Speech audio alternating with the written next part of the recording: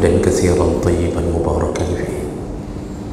أشهد أن لا إله إلا الله وحده لا شريك له وأشهد أن محمدا عبده ورسوله الكريم.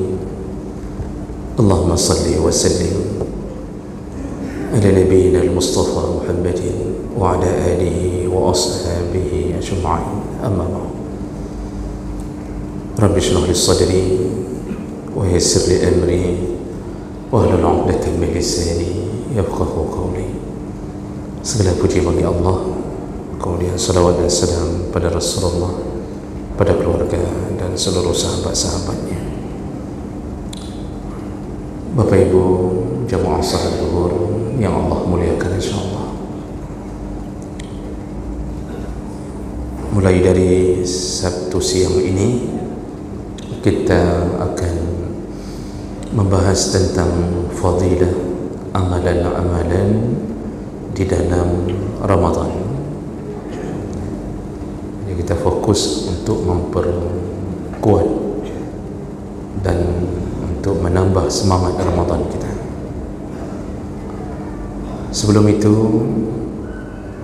patut kita mengetahui lebih dahulu tentang sejarah bagaimana Ramadan disyariatkan, dan itu mungkin bagi sebagian orang belum mendengarkannya, sehingga kita mengira bahawa puasa yang kita jalani hari ini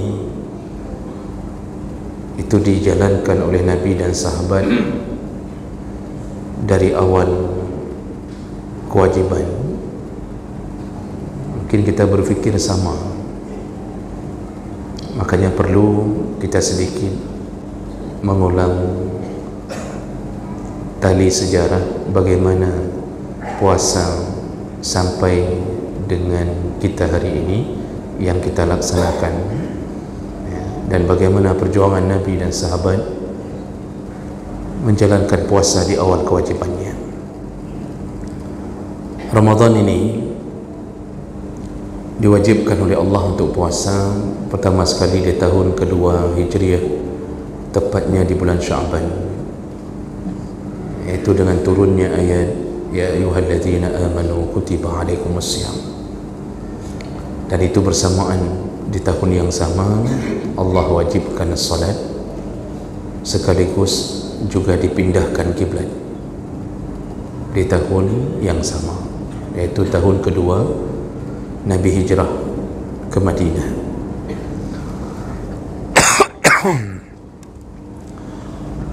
Nah, ketika sebelum adanya kewajiban Ramadan itu, orang-orang jahiliyah dan orang-orang kafir Quraisy sudah menjadi kebiasaan mereka, yaitu menjalankan puasa. Ada dua model puasa yang dijalankan, yaitu puasa Ashura dan puasa Ayyamul Bid. Jadi itu sudah duluan ada sebelum adanya kewajiban melakukan puasa Ramadan. Dan itu disepakati oleh jumhur ulama bahawa telah ada puasa Ashura, dan bahkan orang-orang Yahudi pun melakukannya, dan juga orang-orang jahiliyah di masa itu melakukannya, dan juga adanya puasa Ayyamul Bid. Salah satu hadis riwayat Bukhari Muslim dari Aisyah radhiyallahu anha qalat kana yawmu Ashura tasumuhu Quraisy fil jahiliyah. Kata Aisyah, dulu ketika datang hari Ashura, yaitu 10 Muharram, orang-orang jahiliyah dari golongan Quraisy mereka pun berpuasa. Wa kana Nabi sallallahu alaihi wasallam yasumuhu, bahkan Nabi pun ikut berpuasa. Artinya sebelum diangkat menjadi Nabi pun sudah terbiasa puasa Ashura. Lalu kemudian falamma qadimal Madinah samahu wa amara bisiyamihi. Ketika Rasulullah hijrah ke Madinah, sebelum diturunkan ayat wajib puasa Ramadan, Nabi pun masih puasa Ashura, dan Nabi menyuruh orang-orang di Madinah untuk melakukan puasa Ashura. Falamma nazala Ramadan kana Ramadan al-fariḍah wa taraka Ashura. Lalu di tahun kedua turun kewajiban untuk melakukan puasa Ramadan. Maka Nabi kemudian melakukan puasa Ramadan dan menjadikan Ashura sebagai puasa sunnah. Artinya kadang-kadang puasa, kadang-kadang ditinggalkan. Fakana man syaa shamahu wa man syaa lam yasumhu. Siapa yang mau puasa Ashura silakan, yang tidak puasa pun silakan. Jadi tidak lagi dilakukan seperti kebiasaan di masa jahiliyah.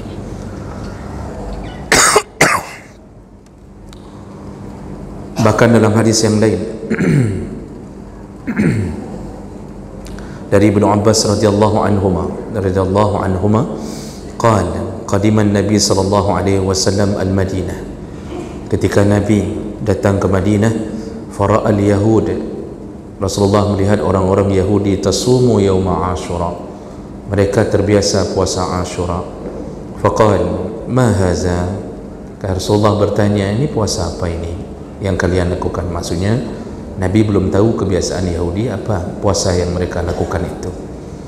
Qalu, lalu kemudian orang Yahudi menjawab, haza yaumun salih, haza yaumun najallahu bani Israel min aduwihim. Ini hari yang baik, kata orang Yahudi. Inilah hari ketika Bani Israel diselamatkan oleh Allah dari musuh mereka, yaitu Fir'aun. Fasamahu Musa, kata orang Yahudi, Nabi Musa puasa di hari Ashura. Qal, lalu Nabi mengatakan, fa ana ahaqqu bi Musa minkum, aku lebih utama untuk melakukan puasa itu daripada Nabi Musa. Fasamahu wa amara bisiyami. Jadi Nabi tidak merubah puasa Ashura, jadi beliau tetap lakukan. Bahkan beliau mengatakan, aku lebih berhak puasa daripada Nabi Musa. Jadi tetap tu di tahun pertama di Madinah beliau tetap puasa Ashura. Nah, kemudian barulah berganti. Tahun kedua di bulan Sya'ban turun ayat wajib puasa Ramadan. Nah, apa yang terjadi Bapak Ibu di awal-awal puasa itu? Nah, ini yang orang kadang ada yang belum tahu. Ternyata awal-awal Ramadan diwajibkan itu puasanya bukan langsung diwajibkan puasa, tapi boleh milih. Yang sanggup puasa, yang mau milih puasa, silakan puasa. Yang tidak mau, silakan bayar fidyah. Begitu awal Ramadan. Jadi yang mau puasa silakan, yang tidak mau puasa ganti dengan membayar fidyah. Ternyata di waktu itu banyak sahabat yang memilih tak puasa, yang dipilih membayar fidyah. Ya. Jadi kalau sekarang kan fidyah sebagai penambah, yang qadha tetap wajib, fidyah sebagai penambahnya. Kecuali hanya dua golongan yang boleh langsung bayar fidyah tanpa harus mengqadha, yaitu orang tua. Orang yang sudah sangat tua, yang lemah, tak sanggup puasa lagi, itu boleh tidak lagi puasa dan tidak ada qadha, cukup bayar fidyah. Yang diisyaratkan bukan pada tuanya tapi lemahnya. Karena ada satu pandangan yang saya anggap tersesat yang menyatakan siapa yang sudah berumur 60 tahun boleh tak puasa. Entah bagaimana cara beliau baca kitab sehingga berani memfatwakan yang 60 tahun ke atas boleh tak puasa lagi. Padahal dalam kitab disebut orang tua al-ajizun, yang sudah sangat lemah. bukan tuanya, lemahnya. Karena ada orang tua walaupun rambut putih tetapi kuat puasa. Contohnya ya bapak-bapak kan, banyak yang rambut putih, jenggot putih, kumis putih, tapi kuat-kuat puasa. Jadi bukan tidak benar kalau di atas umur 60 tak wajib puasa, tak benar. Kalau sudah lemah, sekira-kira kalau dia puasa takut binasa, maka silakan bayar fidyah, tak perlu qadha. Orang kedua yang tak usah qadha adalah orang sakit allazi la yurja shifa'uhu, iaitu orang sakit yang divonis oleh ahlinya tidak mungkin sembuh lagi.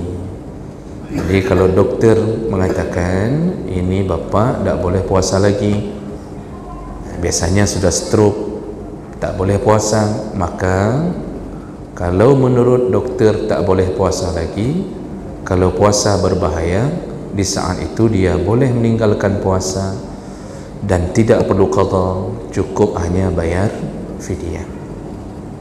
Tapi harus doktor ya Bapak Ibu, bukan tetangga. Nanti ada yang nanya tetangga, kayak mana saya ni, puasa apa enggak? Tetangga bilang, tak usah puasa lagi, kecuali tetangga bapak doktor. Kalau enggak, jangan tanya sama yang bukan ahlinya. Fas'alu ahla zikri, tanya yang ahli. Jadi begitu fidyah sekarang.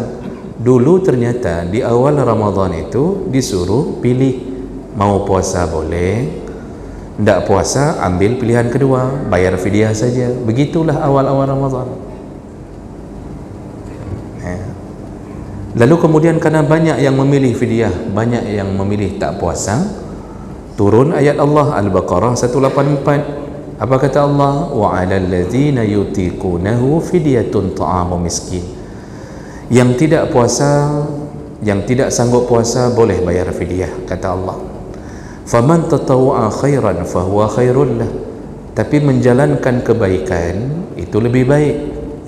Apa contohnya? Allah menyebutkan wa antasumu khairul lakum in kuntum ta'lamun. Walaupun boleh bayar fidyah, tetapi wa antasumu khairul lakum, engkau memilih puasa itu lebih baik. Jadi Allah sudah mulai menstel ni, ya udah lebih bagus puasa daripada bayar fidyah. Disitulah mulai orang memperbanyak memilih puasa daripada membayar fidyah. Ini hanya di awal, Pak. Kalau sekarang tak boleh lagi. Tapi kalau sekarang masih dibolehkan begitu, saya yakin semua bayar fidyah. Apalagi PNS yang lumayan gajinya, eselon ya. Udah saya fidyah aja katanya begitu. Untungnya tak ada lagi. Jadi ini awal puasa dan itu wajar. Waktu kalau kita baca tentang sejarah awal turunnya solat juga begitu. Ketika disuruh aqimus solat, tegakkan solat. Bagaimana solat model pertama di tahun kedua Hijriah, waktu awal kewajiban? Orang dalam solat bicara solat, tapi bicara ke samping. Jadi sambil solat tu nanya ke samping, gimana? Sertifikasi kan dibit? Sudah keluar sertifikasinya? Belum. Kami baru sampai akreditasi cuma. Itu bicara, Pak. Itu hadis-hadisnya banyak. Bicara tu sampai turun ayat wa qumu lillahi qanitin. Tegakkanlah salat itu di hadapan Allah dalam keadaan qanit, khusyuk. Kata sahabat, semenjak itu kami tidak bicara lagi. Sebelumnya bicara. Makanya anak-anak kita masih mengambil sunnah di awal salat. Sambil salat bicara. Itu sunnah di awal-awal kewajiban pertama. Ramadan juga begitu. Lalu muncul periode berikutnya lagi. Apa yang terjadi berikutnya? Setelah diwajibkan memilih puasa, jadi kata Allah, pilihlah puasa. Nah, muncul berikutnya, turun ayat Al-Baqarah 185, faman syahida minkumus syahra falyasum. Barang siapa yang sudah melihat datangnya bulan Ramadan, maka wajib puasa. Semenjak itu tidak ada lagi lebih bagus puasa, tidak ada lagi, semuanya sudah beralih wajib puasa. Berarti ini periode berikutnya sudah mulai wajib puasa, tidak ada lagi pilihan. Namun tahukah kita bagaimana cara puasanya? Para ulama menyebutkan, ini dalam tafsir-tafsir juga disebutkan,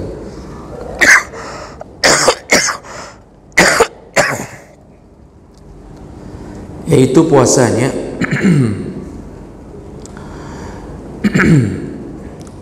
dilakukan dengan cara dari mulai tidur malam sampai maghrib berikutnya. Begitu cara puasanya. Jadi kalau sudah waktunya tidur malam, itu harus puasa. Jadi tidak ada cerita sahur-sahur, tak ada. Kapan tidur, di situ wajib puasa sampai maghrib berikutnya baru berbuka. Panjang. Dan malam itu diharamkan melakukan hubungan suami isteri. Makan tak boleh, minum tak boleh, berhubungan dengan suami isteri pun tak boleh. Dari malam itu, pokoknya pantang tertidur, wajib puasa. Walaupun nanti terbangun. Dan ini dikisahkan dalam hadis. Ada satu hadis yaitu tentang kejadian pada Qais bin Shirmah Al-Ansari. Hadis dari Barra bin Azib radhiyallahu anhu. Beliau menceritakan, kana ashabu Muhammadin sallallahu alaihi wasallam idza kana ar-rajul sha'iman fa hadara al-iftar fanama qabla an yuftir. Dulu sahabat-sahabat Nabi awal-awal Ramadan itu mereka berpuasa. Kalau sudah waktu berbuka, mereka berbuka. Lalu kemudian mereka kalau mulai tidur, maka di saat itu sudah mulai wajib puasa kembali. Lam ya'kul lailatahu wa la yawmahu hatta yumsi. Jadi tidak boleh lagi makan minum kalau dah mulai tidur malam tu. Tak boleh lagi makan minum sampai datang maghrib yang akan datang. Lalu terjadilah suatu kisah pada salah seorang sahabat, wa inna Qais bin Shirmah Al-Ansari. Ada seorang sahabat bernama Qais bin Shirmah. Kana sha'iman. Beliau itu puasa. Falamma hadara al-iftar ata imra'atahu. Ketika datang waktu berbuka, dia bertanya kepada istrinya. Jadi dia pulang, dia tanya ke istrinya, a'indaki ta'am? Wahai istriku, ada makanan tak untuk berbuka? Qalat, istrinya menjawab, la, tak ada apa-apa, kata istrinya.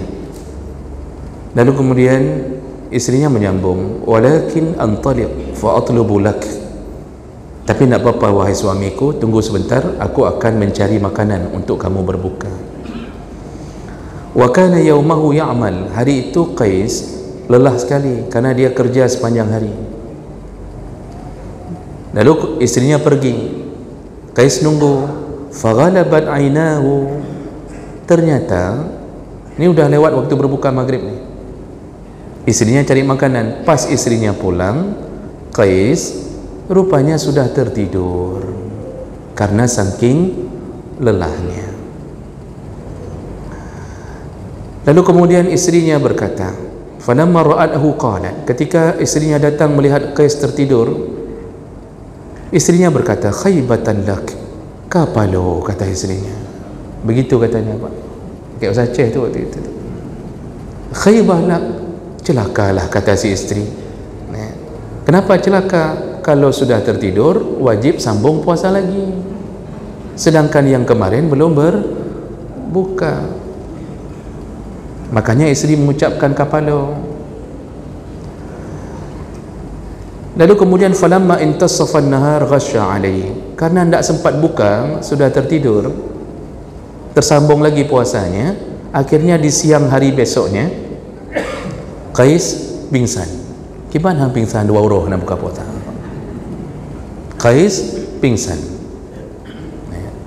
Fa zakara zalika lin Nabi sallallahu alaihi wasallam. Lalu Dilaporkanlah keadaan itu kepada Nabi SAW, iaitu tentang kisah Qais yang tertidur terpaksa sambung puasanya sehingga tidak sempat berbuka. Nabi pun tak tahu mau bilang apa, kerana syariat bukan beliau yang ciptakan. Tidak lama setelah laporan itu, maka turunlah ayat, iaitu uhilla lakum lailatas siyam ar-rafasu ila nisaikum. Yang pertama turun dulu ayat yang menyatakan Allah mengatakan telah dihalalkan bagimu malam-malam Ramadan untuk melakukan hubungan dengan istrimu. Itu yang pertama turun dulu. Mendengarkan ayat itu turun, fafarihu biha farhan syadida, semua sahabat bersenang hati. Jadi ini ternyata menggembirakan, kabar gembira. Wa nazalat, tidak lama kemudian turun lagi ayat, wa kulu washrabu hatta yatabayyana lakumul khaytul abyad minal khaytil aswad minal fajr. Makan minumlah sampai jelas bagimu mana benang putih, mana benang hitam, atau sampai ke benang hitam dari fajar. Jadi rupanya ayat itu Allah menyuruh boleh makan minum mulai dari benang putih. Benang putih itu maghrib masih putih, belum hilang, belum hitam. Nanti silahkan makan minum sampai nampak benang hitam, berarti fajar, minal fajar. Di saat itu bertambah-tambah gembira sahabat. Akhirnya barulah muncul puasa yang seperti kita lakukan hari ini. Jadi sudah boleh melakukan hubungan suami istri, sudah boleh makan minum dari malam hari, dari maghrib sampai datangnya sahur untuk fajar. Silahkan makan minum. Di situ baru bergembira semuanya. Makanya kita Bapak Ibu yang Allah muliakan, kita semua ini mendapatkan periode puasa yang terakhir, yaitu puasa yang ringan. Jadi dulu sahabat dan Nabi teruji dengan cara begitu. Hadis riwayat dari Umar bin Khattab radhiyallahu anhu. Hadis riwayat Ahmad bin Hanbal. Raja'a Umar bin Khattab min 'indin Nabi sallallahu alaihi wasallam. Jadi pernah Umar bin Khattab pulang dari rumah Nabi sallallahu alaihi wasallam zata lailah, pada suatu malam. Wa qad sahara 'indahu fawajada imra'atahu qad namat. Jadi sudah larut malam, lalu kemudian dia pulang ke rumahnya sendiri. Dia dapatkan istrinya sudah tertidur. Fa aradaha, padahal Umar di saat itu menginginkan istrinya, artinya dia ingin berhubungan dengan istrinya. Faqalat, lalu istrinya berkata, inni qad nimtu Umar, aku sudah tidur, artinya aku sudah mulai puasa lagi nih. Jadi jangan dicukis-cukis lagi, aku sudah tidur tadi, berarti aku sudah mulai puasa. Sedangkan Umar belum tidur. Umar menginginkan istri, istri sudah tidur, berarti sudah mulai puasa lagi. Bingung kan Pak? Kalau Bapak di posisi itu bagaimana posisinya? Maka kita lihat tindakan Umar. Umar berkata, qala ma nimti, tidak ada, kamu belum tidur, kata Umar. Rupanya Umar maksa Pak. Hana kakak baju hana jadi katanya. Memang begitu ternyata. Memang kalau sudah nafsu bicara, ya, itu tidak ada cerita. Umar, salah satu penduduk surga, mengatakan manimti, mana engkau tak tidur, mana ada tidur engkau tak tidur. Akhirnya apa yang terjadi? Summa waqa'a biha, terjadilah hubungan suami istri. Wa sana'a Ka'ab bin Malik mislu zalik. Rupanya hal itu terjadi pada Ka'ab bin Malik juga. Jadi begitu berat sahabat menanggung perjuangan, menahan diri malam hari nak boleh sentuh istri, ya, kemudian pagi harinya harus puasa. Nah, begitu keadaannya, berat Pak. Faghada Umar ila Nabi, setelah terjadi hubungan itu, kemudian besoknya Umar menjumpai Nabi sallallahu alaihi wasallam. Fa akhbarahu, dikabarkanlah kejadian itu. Maka tidak lama kemudian turunlah ayat lagi, Al-Baqarah 187. Allah berkata, alimallah annakum takhtanuna anfusakum fataba alaikum wa afa ankum. Allah mengatakan, Allah sudah tahu, annakum takhtanuna anfusakum, ya, engkau benar-benar tak mampu menahan nafsumu. Fataba alaikum, Allah tetap memberi ampun kepadamu, wa'afa ankum, dan engkau dimaafkan. Makanya dimaafkanlah Umar oleh Allah atas kejadian itu. Dan di situ Allah memberitahu, aku tahu, kata Allah, engkau tak sanggup menahan nafsu. Tapi ini hanya berlaku di masa itu. Dulu begitu, sekarang tak perlu tahan-tahan. Memang tak ada lagi larangan itu. Sudah. Jadi ini sampai akhirnya datanglah semua kemudahan kepada kita. Oleh karena itu Bapak Ibu, jangan fikir puasa kita berat. Ini puasa kita masuk ke fase yang paling ringan. Hanya puasa 13 jam. Sahur sikat apa-apa yang diinginkan. Silakan. Makan rendang yang sudah berumur 5 hari, silakan. Kan masih panas-panasin rendang, Pak. Belum habis dari waktu megang. Lalu kemudian bertahan sebentar, maghrib buka puasa, duduk di masjid sudah kena AC. Makanya orang banyak nak mau pulang dari masjid dalam Ramadan karena di luar panas, Pak. Di masjid dingin. Ini salah satu fadilah Allah beri keberkahan dalam masjid, hati tenang. Oleh karena itu Bapak Ibu yang Allah muliakan, patutlah kita bersyukur kepada Allah. Pahala kita tak dikurangi dengan pahala sahabat masa lalu puasa, tapi cara puasa kita telah berada pada fase paling ringan. Jadi syukuri nikmat itu, dan selanjutnya kita akan lihat ternyata Allah tak berhenti memberi kita karunia dalam Ramadan dengan hanya meringankan itu. Waktu yang tersisa kita akan lihat tentang fadilah yang Allah berikan pada amalan-amalan dalam Ramadan ini. Jadi ini akan membuat kita bertambah-tambah rasa cinta dan syukur kita kepada Allah, dan kita akan lanjutkan. Lihatlah bagaimana Allah memuliakan kita. Setiap amalan yang kita lakukan yang disuruh oleh Allah ternyata diberi fadilah masing-masing. Kita mulai dulu dengan fadilah makan sahur. Padahal makan, tapi ada keutamaannya. Sudah disuruh makan, dikasih pahala banyak lagi.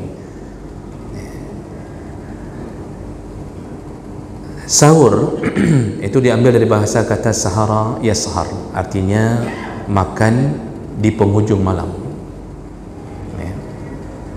Dan dia punya keutamaan-keutamaan. Yang pertama yaitu makan sahur penyebab munculnya keberkahan. Jadi bukan makan sembarang makan. Ini makan menyebabkan munculnya keberkahan. Udah makan berkah lagi. Malah yang tak makan tak dapat keberkahan ini. Rasulullah sallallahu alaihi wasallam menyebutkan melalui hadis dari Anas bin Malik radhiyallahu anhu, tasahharu fa inna fis sahur barakah.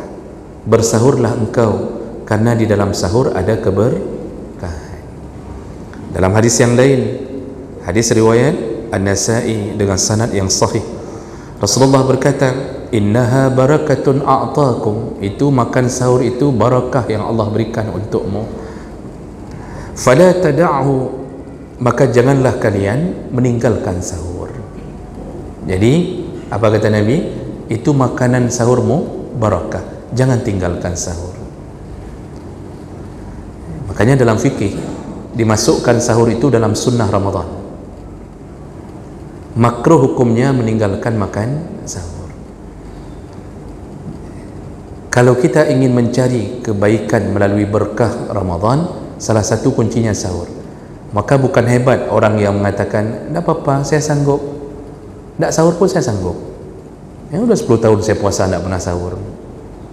Dia bangga, dia merasa hebat. Dia tak tahu itu kalimat bangai, itu pekerjaan bodoh. Makruh hukumnya tak sahur.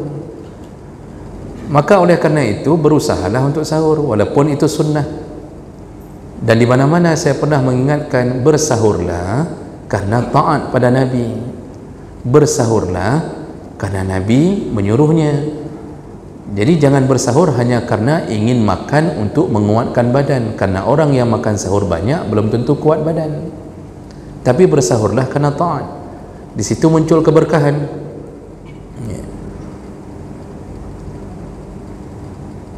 Apa keberkahan itu?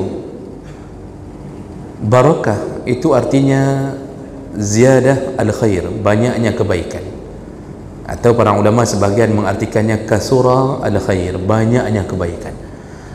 Orang ketika mengatakan alhamdulillah saya bisa kayak gini hari ini, artinya sudah kaya, punya mobil macam-macam, alhamdulillah, ini keberkahan dari Allah. Benarkah kalimat itu? Lihat dulu. Kalau harta yang diberikan Allah tak membawa kita kepada kebaikan, berarti tidak berkah. Walaupun kita sudah punya 5 mobil. Jadi jangan bilang-bilang bahwa mobil kita berkah. Ini mobil ini alhamdulillah berkah dari Allah. Ada buat kebaikan tak dengan mobil itu? Kalau tak ada, berarti tak berkah. Alhamdulillah rumah sebesar ini berkah dari Allah. Ada buat kebaikan tak rumah itu? Kalau tak ada, berarti tak berkah. Tapi kalau rumah itu dijadikan balai pengajian, rumah itu untuk menyambut tamu-tamu dari kampung daripada mereka menyewa hotel, rumah itu tempat kita berbuat kebaikan, maka itu barakah. Jadi berkah itu kalau ada kebaikan. Walaupun mobil kita tertulis di belakang Masya Allah, Tabarakallah, tapi tidak berkah. Belinya aja dengan uang riba, belinya aja dengan kredit riba, tulis Masya Allah, Tabarakallah, ya. Padahal mobil laknat, bukan mobil berkah. Jadi kalau harta diberi keberkahan, harta itu akan membawa kepada kebaikan. Umur kalau diberi berkah, umur kita ini banyak buat baik, itu baru berkah. Maka oleh karena itu, sahur itu mengundang keberkahan. Apa keberkahannya Bapak Ibu? Yaitu kita banyak melakukan kebaikan melalui perantara sahur itu.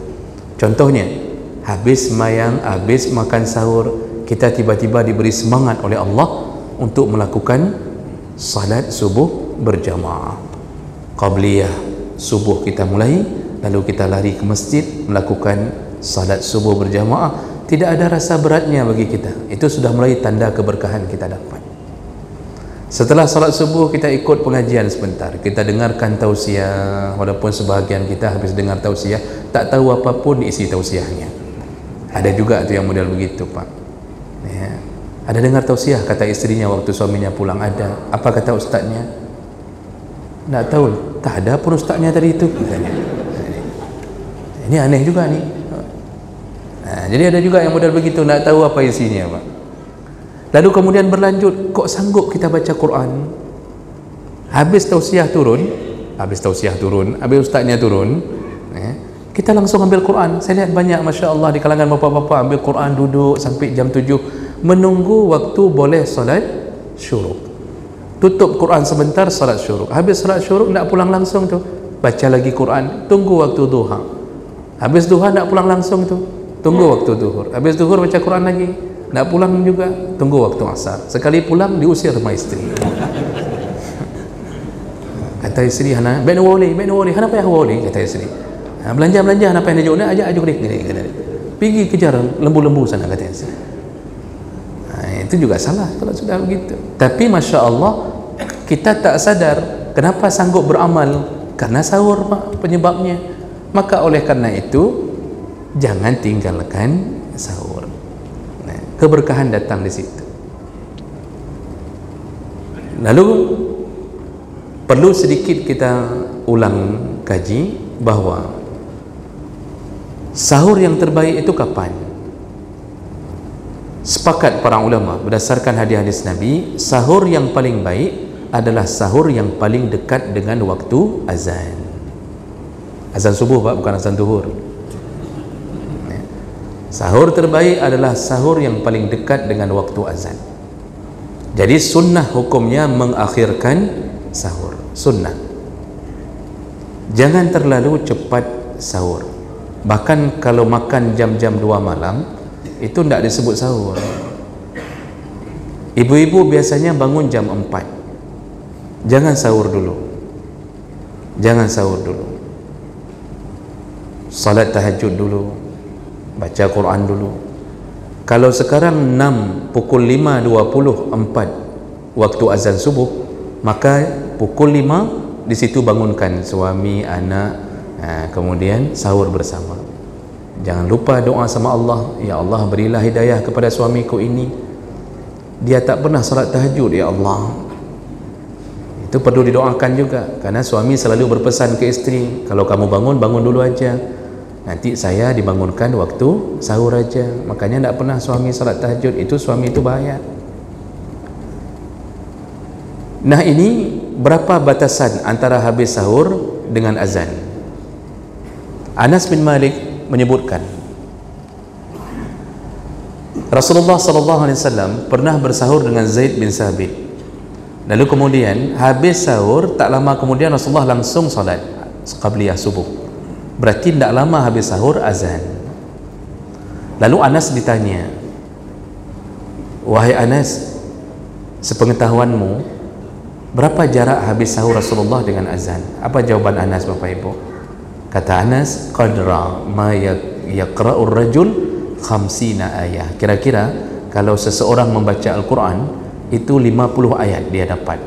Jarak antara habis sahur Rasulullah dengan azan. Berarti kalau 50 ayat itu bisa ditebak, Pak, jaraknya antara 5 sampai 10 menit.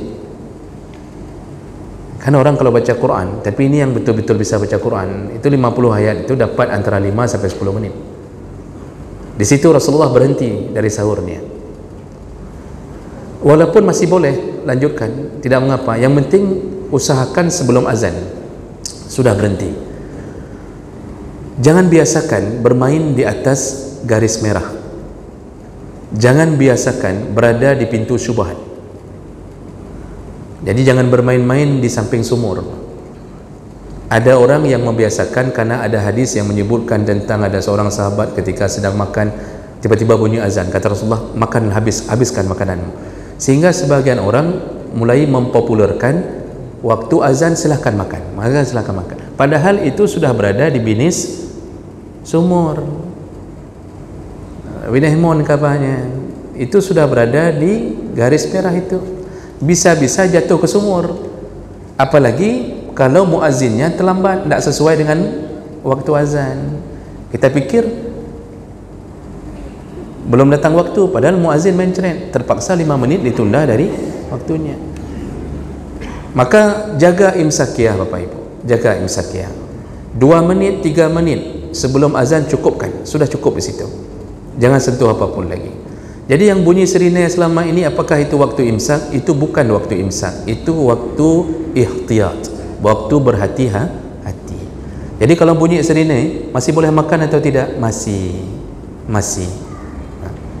Itu waktu berhati-hati. Kenapa dibuat itu? Supaya orang berjaga-jaga. Ini 10 menit lagi ya, 10 menit lagi, hati-hati ya. Dan Nabi dalam hadis-hadis itu lebih banyak berhenti sebelum azan. Itu yang harus dijaga sahur. Makanya sahur itu bukanlah makan biasa, tapi makan yang menimbulkan keberkahan. Berikutnya, tinggal 5 menit lagi. Dengan melakukan sahur, kita telah memposisikan diri berbeda dengan Yahudi dan Nasrani. Rasulullah SAW berkata, hadis dari Amr bin As, hadis riwayat Muslim, faslu ma baina siyamina wa siyami ahli kitab aklatus sahar. Pembeda antara makannya kita, puasanya kita dengan puasanya Yahudi dan Nasrani adalah aklatus sahar, makan sahur. Yahudi Nasrani kalau puasa tidak makan sahur, mereka langsung puasa begitu saja, langsung. Jadi malam kalaupun bangun tidak makan apa-apa, langsung puasa. Kita disuruh makan sahur. Maka dengan makan sahur kita telah menunjukkan status kita bahwa kita berbeda dengan ahlul kitab. Yang ketiga, orang yang makan sahur didoakan atau diberi keselamatan. Siapa yang memberi doa keselamatan ini atau memberi keselamatan ini? Allah dan malaikat. Berdasarkan hadis riwayat Ahmad, dan hadis ini dianggap sahih oleh Syekh Shu'aib Al-Arnaud. Rasulullah SAW berkata, hadis dari Sa'id Al-Khudri, as-sahuru akluhu barakah sahur itu kalau ketika makan sahur barakah. Fala tad'uhu, jangan tinggalkan sahur, kata Rasulullah. Walau ay yajra' ahadukum jur'ata ma, jangan tinggalkan sahur walaupun hanya meminum seteguk air. Ini kita fokuskan dulu. Yang penting sahur, masalah makannya tak penting, Pak. Walaupun hadis menyebutkan, nanti di hadis yang lain, makanan Rasulullah sahur itu adalah kurma dan air. Jadi kalau sebaik-baiknya makanan sahur adalah kurma dan air.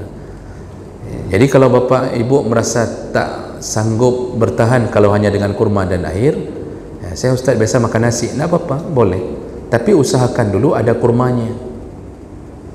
Sebelum makan nasi, makan kurma dulu, atau setelah makan nasi ada kurmanya, mengikuti Rasulullah SAW.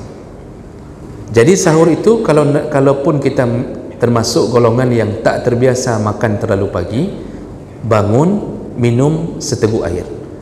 Tak sanggup segelas air, setengah gelas.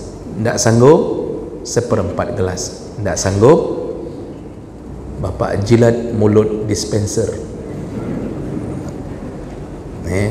Dispenser tu dijilat, keluar setetes air, itu pun sudah sahur. Yang penting ada sahurnya. Tak sanggup makan satu butir kurma, makan setengah. Tak sanggup seperempat. Tak sanggup, telan biji kurmanya. Itu sudah sahur. Jadi usahakan betul-betul sahur. Usahakan itu. Fa inna Allah wa malaikatahu yusalluna 'alal mutasahirin. Di situ Nabi menyebutkan sesungguhnya Allah dan malaikat yusallun, bersalawat kepada orang yang sahur. Salawat dari Allah dan malaikat itu adalah bermakna keselamatan. Jadi Allah memberikan keselamatan dunia akhirat bagi orang yang bersahur. Besar Pak urusan sahur ni, bukan jelek-jelek. Bapak makan nasi padang tak diniatkan sahur, pahalanya tak ada, karena makan minum hukumnya mubah. Tapi begitu sahur berubah menjadi pahala-pahala dan pahala. Dan yang terakhir, orang-orang yang bersahur maka mereka juga mendapatkan kesempatan berada di waktu mustajabah doa. Jadi Rasulullah SAW itu menyebutkan bahawa Allah Subhanahu Wa Taala itu turun ke langit dunia. Ini hadis riwayat Bukhari Muslim. Allah Subhanahu Wa Taala turun ke langit dunia kulla lailah, setiap malam, ila sama'id dunya, ke langit dunia, hina yabqa sulusul lail al-akhir, ketika di penghujung sepertiga malam yang terakhir. Yaqulu, lalu Allah berkata, may yad'uni fa astajibu lahu, siapa yang berdoa di waktu ini, iaitu waktu mendekati sahur itu, waktu area sepertiga malam terakhir menuju subuh, siapa yang berdoa di waktu ini, ku kabulkan doanya. Wa may yas'aluni fa'utihi, barang siapa yang meminta sesuatu kepadaku di jam tersebut, ku berikan apa adanya. Ya, maksudnya apapun diminta ku berikan. May yastaghfiruni fa'aghfiru lahu, barang siapa yang memohon ampun kepadaku di jam tersebut, ku ampunkan dosa-dosanya. Makanya waktu sahur itu apa yang sering kita tinggalkan? Berdoa. Ya. Kalau sudah tahu itu waktu mustajabah doa, sebelum makan sahur berdoalah dulu, angkatlah tangan, mintalah semua kebahagiaan dunia dan akhirat. Karena doa bahkan bisa mengubah takdir yang bukan mubram, takdir mu'allaq bisa dirubah. Yang selayaknya kita sakit, dengan doa itu tak jadi sakit. Yang selayaknya kita honorer, dengan doa jadi PNS. Allah bisa buat apapun. Yang belum punya anak, Allah bisa berikan anak. Yang sudah terlalu banyak anak, Allah bisa hentikan anak itu hanya dengan doa. Yang belum kahwin, minta sama Allah, maka Allah berikan janda-janda yang ada. Itu semua adalah doa. Makanya orang sahur itu banyak sekali mendapatkan kelebihan. Baik Bapak Ibu, ini yang baru kita bicarakan masalah fadilah sahur. Sudah habis waktunya Ustaz? Baik, kalau begitu insyaAllah kita sambung di Sabtu yang akan datang. Kita akan sambung dengan fadilah amalan dalam Ramadan yang berikutnya. Demikian, mudah-mudahan bermanfaat. Kita tutup dengan kafarah majlis. Subhanakallahumma bihamdik, asyhadu an la ilaha illa anta, astaghfiruka wa atubu ilaik. Wassalamualaikum warahmatullahi wabarakatuh.